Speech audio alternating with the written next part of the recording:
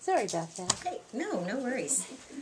All right, so now we know that chapter 14 is very close in time to chapter 13. They happen one right after the other. We know that based on a couple of different things that we've just read about. The people were still being talked about as hiding in their holes. There's still a lot going on. So let's put together some of the things we're going to read in 14 with what we just learned in 13.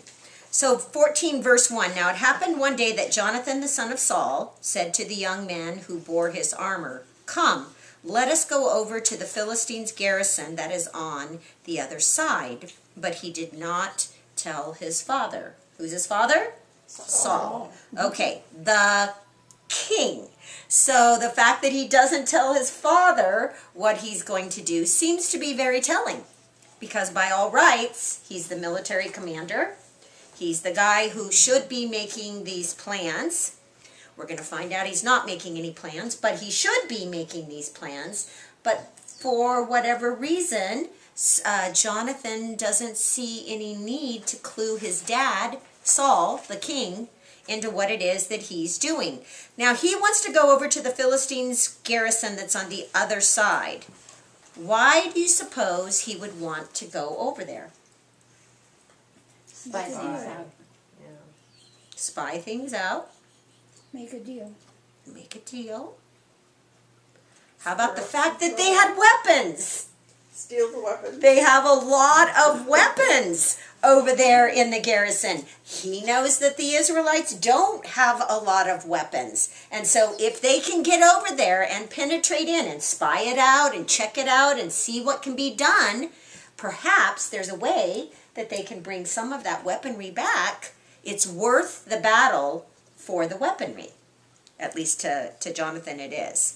So he did not tell his father, and in verse 2 it says, "And Saul was sitting in the outskirts of Gibeah under a pomegranate tree," which is in Migron.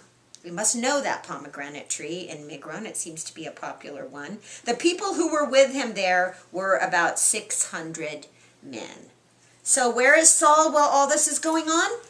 Sitting under a pomegranate tree. Does that tell you a little something about Saul at this point? He's still got the same number of people with him that he had earlier, the 600 men. Started out 2,000, 1,400 fled. He had the 600 loyal people. He still seems to have 600 men with him at this time, and they're hanging out under the tree. Ahijah, the son of Ahitub, Ichabod's brother, the son of Phinehas, the son of Eli, the Lord's priest in Shiloh, was wearing an ephod. But the people did not know that Jonathan had gone. All right, so now we're being introduced to the fact that there are new people wearing the ephod. We've talked about that because the ephod is going to be critically important in the book of Samuel. Why? Because, first of all, it designates that the person wearing it is what? A priest. Not just a priest. High priest. The high priest. And he's wearing the ephod, that jeweled vest that had a jewel for each one of the tribes of Israel. But he also had that really important critical part, which is the Urim and the Thummim. The lights and perfection that's carried in the little pockets of the ephod. We spent some time in Exodus when we studied the book of Exodus, discussing that it's a very we really don't know very much about how that worked. Scripture is not clear, doesn't tell us how it worked, but we do know that God provided for it at the very beginning with Aaron, and that in some way God communicated with his people through the Urim and the Thummim. You could ask God questions, and he could answer with those two things. Again, their name meaning lights and perfection. And so because of the meaning of their name, people seem to believe that there was a way that it lit up in a way that let you know. That doesn't necessarily mean it has to be that way. There could have been different ways that God communicated, but that seems to be a popular belief out there, is that somehow it lit up in a way that God could communicate with his people. And so when it says that he was wearing the ephod, the reason why he wants to let you know that is, one, he's the high priest, but two, he has the capability of communicating with God, which is going to be very important in here because they're going to need that. And then the second part of that is the people did not know that Jonathan had gone. So the one thing that tells us that the people did not know that Jonathan had gone, not only did he not tell his dad, he doesn't tell the people. So Jonathan is not doing this for the glory, right? He's not trying to build a little army behind him. He's not trying to get the people behind him. He's not trying to say, look what I'm going to go and do and all of that. He's just sort of deciding that this is something that needs to be done, and he's doing it. So in verse 4, between the passes by which Jonathan sought to go over to the Philistines' garrison, there was a sharp rock on one side and a sharp rock on the other side. And the name of one was Bozez, and the name of the others was Seneh. Isn't that funny that they would name those rocks? So they must have been a very prominent structure in that area to where the people knew them well enough to give a name to them. Yeah, exactly. A name that they would recognize. Now, had Jonathan not decided to go over, the Lord would not have shown him this area. This area is going to be very important when they invade. They need to know this area where a small group of people could wedge themselves and hide themselves so that a large group of people were in front of them and unprotected. So God shows him this really, that's why this is mentioned here, is because this is an important area for them in military battle. We'll see a little bit more about that later. The front of one faced northward opposite Michmash, and the other southward opposite Gibeah.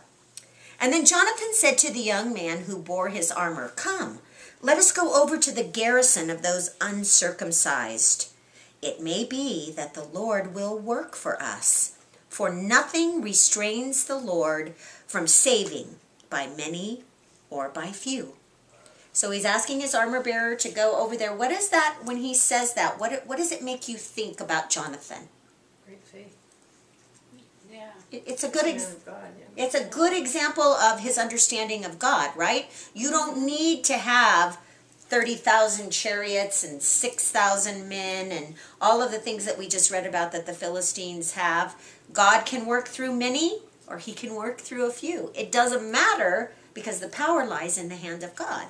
And so even with his father, Saul, Jonathan seems to have developed this really great faith, and we're going to see that over and over again as we read about Jonathan.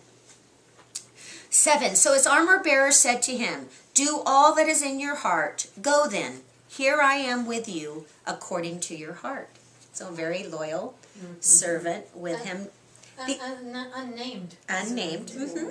And so these armor bearers, each important person would have an armor bearer who would go into battle with them and literally carry the armor of the person so that they would never be without. And so armor bearers put themselves into great harm's way. They're the protector, like the bodyguard of the person who goes in. And so this guy and Jonathan are very close, obviously, and totally trust each other. 8, and Jonathan said, "Very well, let us cross over to those men, those uncircumcised men, and we will show ourselves to them.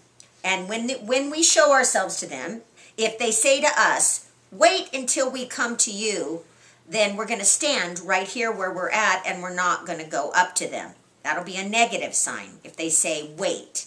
But if they say, "Come up to us," that's going to be a positive sign. We're going to go up because that means that the Lord has delivered them into our hand, and this will be a sign to us.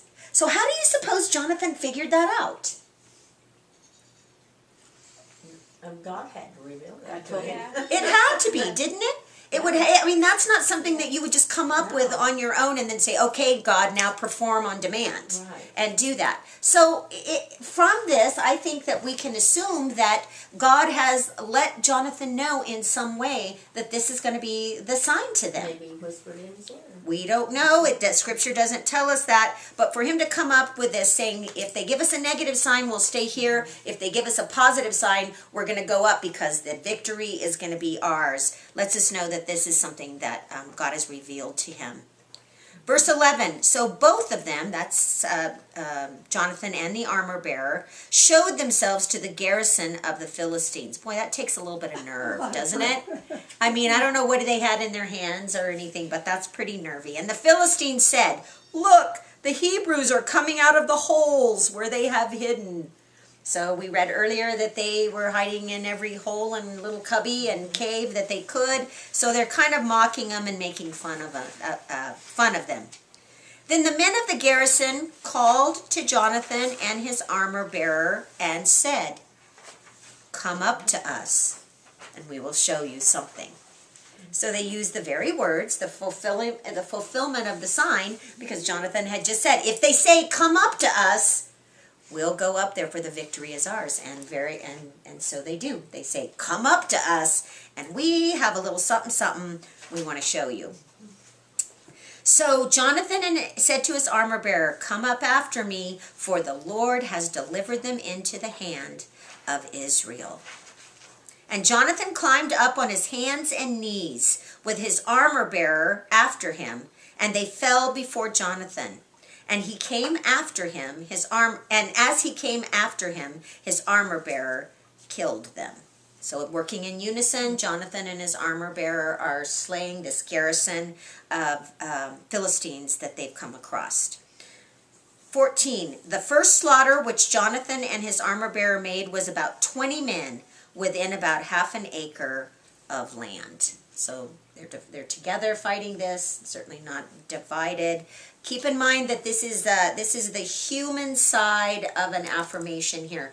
God's using the humans, Jonathan and the armor bearer, to do something that he has decided for them. That's important because we're going to see another sign coming. I wonder if it's important. I wonder why he specifically says on a half an acre of land. That's a small amount of land for 20 people to be killed on. Mm-hmm. Well, yeah, 20 people. I mean, depending on where they're at or not, I don't know if it's supposed to be a lot of people, or if he's saying there's a pretty good little chunk of land and they went through and took them all out. I mean, it's 2 against 20, and they were able to have the battle. So I don't really know. Well, I just wondered. Yeah. If there was Some purpose. Actually, in the Hebrew, the terminology for it is which a yoke of oxen might plow, is what they call half of an acre. So I'm guessing that assumption of a half of an acre goes back to something else, because it actually says which a yoke of oxen would plow. Well, it could also describe it's a height, because they went up to them. So it might be that's the size of this height. Could be. Yeah, could be. So 15, so there was trembling in the camp, in the field, and among all of the people. The garrison and the raiders also trembled. Oh, did I miss something? No. The garrison and the raiders also trembled, and the earth quaked, so that there was a very great trembling. So all of the Philistines involved in this have now seemed to know that Jonathan and the armor bearer are up there, and they've already slain 20 people, and there is an earthquake that's going to occur. So the reason why I wanted you to note that Jonathan and the armor bearer come in and slay 20 people is that's God using humans to set the plan into motion. But he doesn't leave it at that, because he also comes, and when the earth quakes, that's what? That's a divine, supernatural sign that God is with them and finishing up the job. Now the watchmen of Saul in Gibeah of Benjamin looked, and there was the multitude melting away, and they were here and they were there. So the Philistines are dispersing, disbanding, running, leaving. I'm sure the earthquake had a little something to do about that. Killing 20 people is scary, but having a big earthquake enough to where all of these people are trembling, they recognize today's not going to be our day for victory. And Saul said to the people who were with him, "Now call the roll and see who has gone from us." And when they had called the roll, surprisingly, Jonathan and his armor-bearer were not there. So Saul didn't have any idea they were over there. He must recognize that somebody's done something to cause the Philistines to leave. And so they're checking around to see who all it was, and they find out that sure enough, it's Jonathan.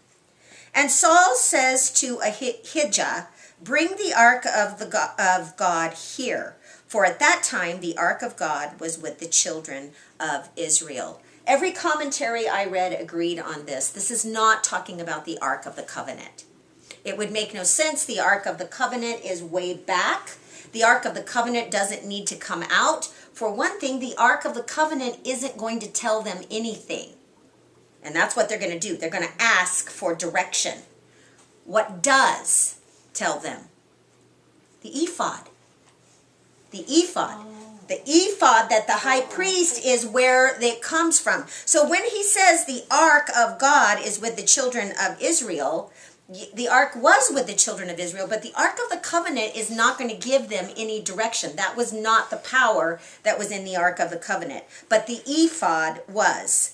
Now it happened while Saul talked to the priest that the noise was in the camp that the noise that was in the camp of the Philistines continued to increase. So Saul said to the priest, "Withdraw your hand." So he's seeing that there's more going on. So when he says withdraw your hand, there's another indicator that we're not talking about the Ark of the Covenant, because they didn't touch the Ark of the Covenant. There would be nothing coming, but he did put his hands where the Urim and the Thummim were and would take out something in that pocket, somehow utilize that pocket for the conversation with God. So the withdrawing of the hand is just another indicator that we're talking about the ephod. We're not talking about the ark. Marianne? Is it possible that there was like a white and a black stone, and whichever one came out was the answer? It's another thing that they talk about, is that there could be a yes or a no type of thing. The fact that it's called Lights and Perfection, I think the majority of people somehow think that there was some sort of lighting to it. But again, it's all speculation because we're really not told how it works. However God made that work, it was very effective.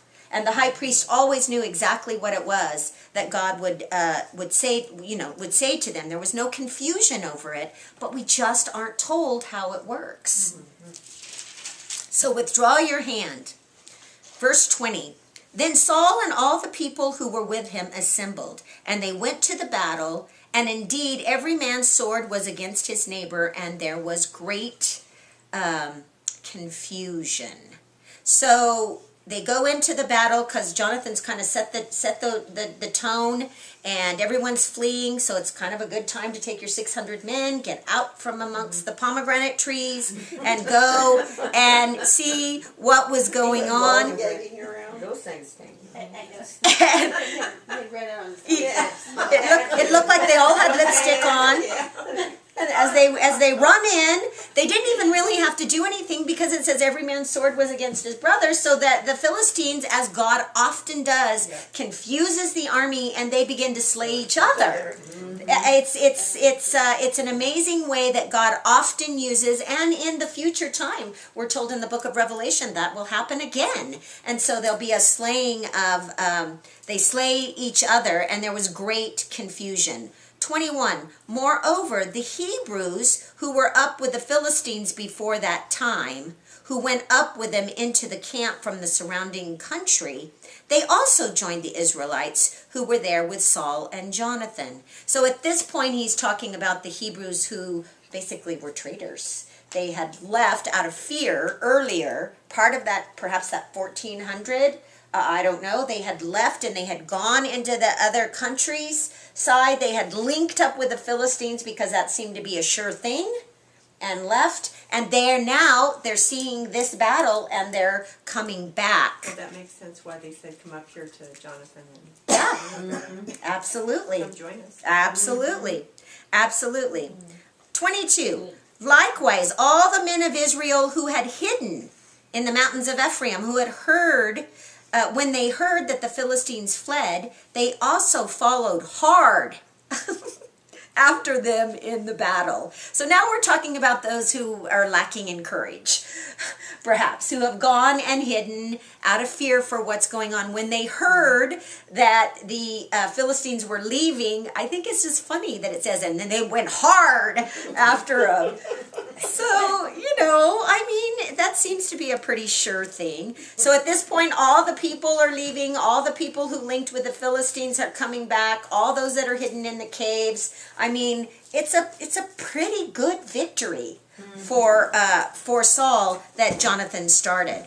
23. So the Lord saved Israel that day, and the battle shifted to Beth Aven.